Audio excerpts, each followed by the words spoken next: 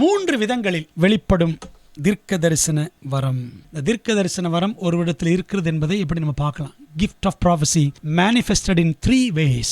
முதலாவது, தேவ ஆவியின் ஏவுதலால் வெளிப்படும் திறமை.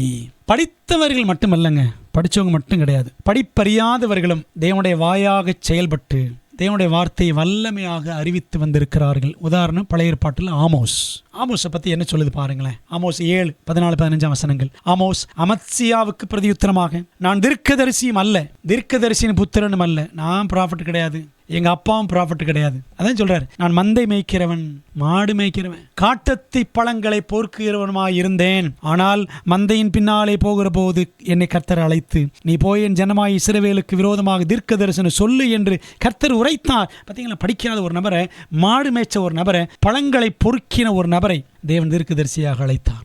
இது பழைய ஏற்பாட்டில். புதிய ஏற்பாட்டில் பேதுரு, யோவான் போன்றவர்கள், இவங்களாம் மீன் பிடிச்சிக்கிட்டு இருந்தவங்க. வாருங்கள், உங்களை மனுஷரை பிடிக்கிறவர்களாக்குவேன் என்று அவர்களை ஆண்டவர் இயேசு கிறிஸ்து அழைத்தார். அவர்களை பற்றி அப்போஸ்தலர் 4:13 படிக்கிறோம். பேதுருவும் யோவானும் பேசுகிற தைரியத்தை அவர்கள் கண்டு, அவர்கள் படிப்பறியாதவர்கள் என்றும், பார்த்தீங்களா, they were illiterate, பேதமை உள்ளவர்கள் என்றும், பேதமை உள்ளவர்கள்னா மேதை கிடையாது, ஒன்றும் தெரியாதவங்க, பேதமை உள்ளவர்கள் என்றும் அறிந்தபடியினால் ஆச்சரியப்பட்டு, யாரு, ஆதி சபையின் காலத்தில் இருந்த யூதர்கள் ஆச்சரியப்பட்டு, அவர்கள் பேதுரும் யோவானும் இயேசுவுடனே கூட இருந்தவர்கள் என்றும் அறிந்து கொண்டார்கள் அப்படின்னு வாசிக்கிறோம். பார்த்தீங்களா, அப்போ தேவ ஆவியின் ஏவுதலால் வெளிப்படும் திறமை. யோவான், அப்போஸ்தலன் யோவான் 5 புஸ்தகங்கள் எழுதியிருக்கிறார். 1, 2, 3 யோவான் சுவிசேஷம், வெளிப்படுத்தல் 50 அதிகாரங்கள். பேதுரும் 1 பேதுரு 2 பேதுரு எழுதியிருக்கிறார். ஆமோஸ் 9 அதிகாரங்கள் எழுதியிருக்கிறார். எப்படி இவங்களுக்கு இந்த திறமை வந்தது அப்படின்னா, தேவ ஆவியின் ஏவுதல், தீர்க்க தரிசன வரம் அங்கே அவர்களிடத்திலே செயல்பட்டது. 2வது, சொப்பனங்களும் தரிசனங்களும் கண்டு எதிர்காலத்தை பற்றி துல்லியமாக அறிவிக்கும் திறமை. இதுக்கு உதாரணமாக யாரை சொல்லலாம் என்றால், எதிரி நாட்டில் கைதியாக இருந்த தானியேலுக்கு தேவன் தந்த ஆச்சரியமான சொப்பனங்கள், தரிசனங்களை நாம் அறிவோம். நம்ம தானியேல் புத்தகத்தில் படிக்கிறோம், சரிங்களா.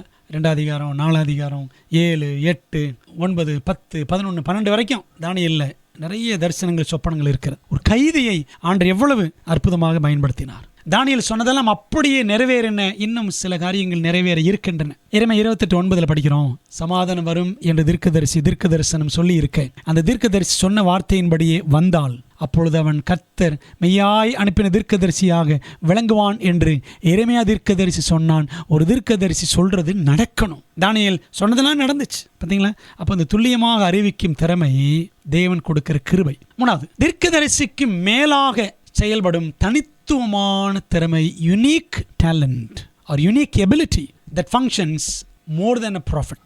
தீர்க்கதரிசிக்கு மேலாக செயல்பட வைக்கும் தனித்துவமான திறமை.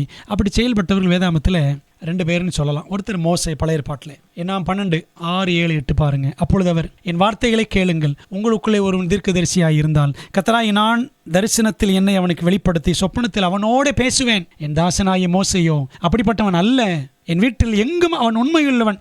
தீர்க்கதரிசியா இருந்தால் அவன் தீர்க்கதரிசிக்கு மட்டும் இல்லை, அதுக்கு மேலங்க அப்படின்னு ஆண்டு சொல்றார். என் வீட்டில் எங்கும் அவன் உண்மையுள்ளவன். 8ஆம் வசனம், நான் அவனுடன் மறைபொருளாக அல்ல, முகமுகமாகவும் பிரத்யட்சமாகவும் பேசுகிறேன்.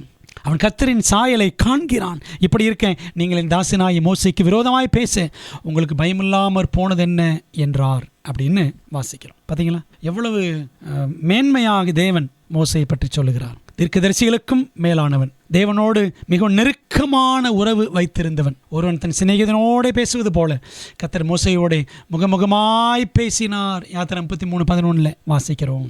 அதே போலதான் புதிய ஏற்பாட்டில் அப்படி தீர்க்கதரிசிக்கு மேலாக செயல்பட்ட ஒரு மனிதன் யார் என்றால் யோவான் ஸ்நானன். கர்த்தராகிய இயேசு கிறிஸ்து யோவான் ஸ்நானனை மிக பெரிய அளவில் உயர்த்தி பேசினார். ஏனெனில் அந்த அளவுக்கு ஒரு தாழ்மையான தீர்க்கதரிசியாக யோவான் தேவனுக்கு சேவை செய்தார். தன் தலையையும் இழந்தார்.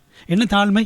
எனக்கு பின்னாடி ஒருத்தர் வராரு, அவருடைய பாதரட்சிகளின் வாரை அவிழ்ப்பதற்கும் நான் தகுதியுள்ளவன் அல்ல. அவர்தான் மணவாளன், நான் வெறும் தோழன் தான். அவர் பெருக வேண்டும், நான் சிறுக வேண்டும். பார்த்தீங்களா எவ்வளவு பெரிய தாழ்மை யோவான் ஸ்நானனுக்கு இருந்தது. லூக்கா 7:27-28 பாருங்க. இதோ நான் என் தூதனை உமக்கு முன்பாக அனுப்புகிறேன், அவன் உமக்கு முன்னே போய் உமது வழியை ஆயத்தம் பண்ணுவான் என்று எழுதிய வாக்கியத்தால் குறிக்கப்பட்டவன் இவன்தான். ஸ்திரீகளிடத்தில் பிறந்தவர்களில் யோவான் ஸ்நானனை பார்க்கிலும் பெரிய தீர்க்கதரிசி ஒருவனும் இல்லை. ஆகிலும் தேவனுடைய ராஜ்யத்தில் சிறியவனாய் இருக்கிறவன் அவனிலும் பெரியவனாய் இருக்கிறான் என்று உங்களுக்கு சொல்லுகிறேன் என்றார். பார்த்தீங்களா, பெண்கள் உங்களிடத்தில் பிறந்தவர்களில் யோவான் ஸ்நானனை பார்க்கிலும் பெரிய தீர்க்கதரிசி யாருமே கிடையாது அப்படின்னு ஆண்டு சொன்னார். அன்பான தேவ பிள்ளைகளே, அப்ப தீர்க்க தரிசன வரம் காலம் காலமாக செயல்பட்டு வந்திருக்கிறது.